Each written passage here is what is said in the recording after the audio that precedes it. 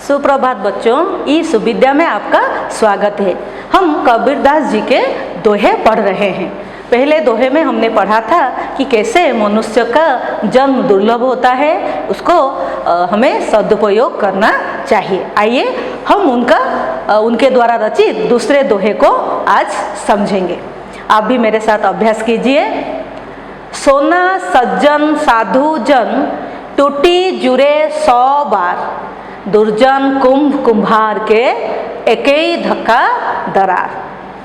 सोना आप तो जानते हैं, सज्जन सत जन मतलब जो साधु जन होते हैं, अच्छे जन होते हैं, हम उन्हें सज्जन कहते हैं। परीक्षा में आपको आएंगे सज्जन का विपरीत क्या है, फिर सज्जन का आपको प्रतिशब्द पूछा जाएगा, तो सज्जन का विपरीत हो गया दुर्जन।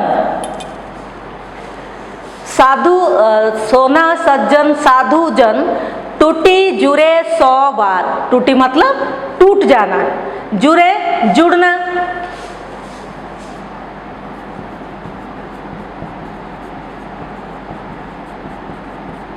यहाँ पर जुरे का मतलब है जुड़ जाता है।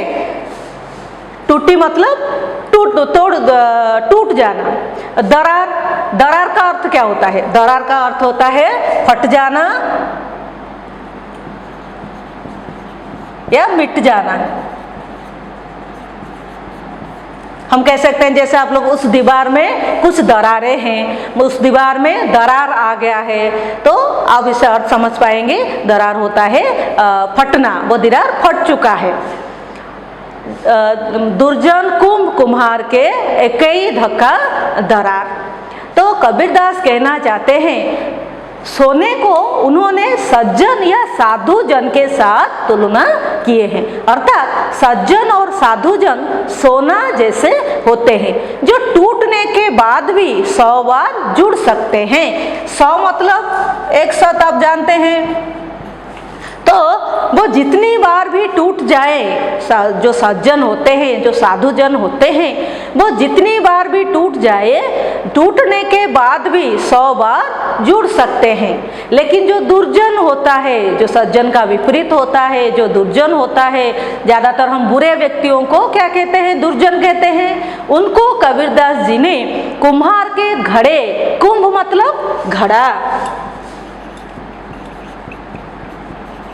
घट, कलश, तो कुम्हार के जो घड़े जैसे होते हैं। कौन? बुरे व्यक्ति, दुर्जन कुम्हार के घड़े जैसे होते हैं, जो एक धक्का, आपने यहाँ पर देखा धक्का, एक ही धक्का दरार। एक ही मतलब एक धक्का लग जाने से या एक धक्के या झटके से टूट जाते हैं। इसका अर्थ ये हो गया, इसको अगर आप सरल भाषा में समझाएंगे तो सीधे सीधे कह सकते हैं, सज्जन और साधुजन सोने के साथ समान होते हैं। जैसे सोना को हम तोड़ने के बाद भी जोड़ सकते हैं, अर्थात अगर सोना टूट जाए तो वो दोबारा जुड़ सकता है।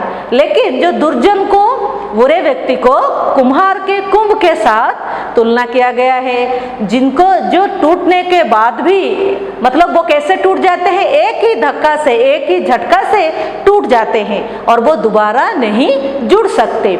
इसका अर्थ ये हो गया कि जो सज्जन लोग हैं, जो सज्जन है, वो हमेशा सर्वदा सबके साथ मित्रता बनाए रखते हैं।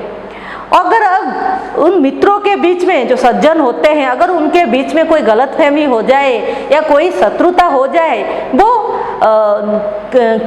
कुछ क्षण के लिए अगर वो अलग हो जाए, वो फिर से जुड़ सकते हैं। लेकिन जो दुर्जन होता है, जरा सा खटपट, जरा सा झगड़ा, जरा सा मनमुटाव अगर हो जाए, वो अलग हो जाते हैं और दोबारा नहीं जुड़ पाते हैं।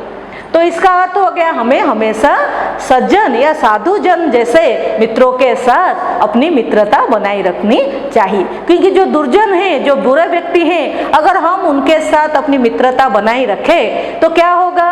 जब हमारे बीच में थोड़ी सी गलतफहमी हो जाएगी तो वो मित्रता टूट जाएगी।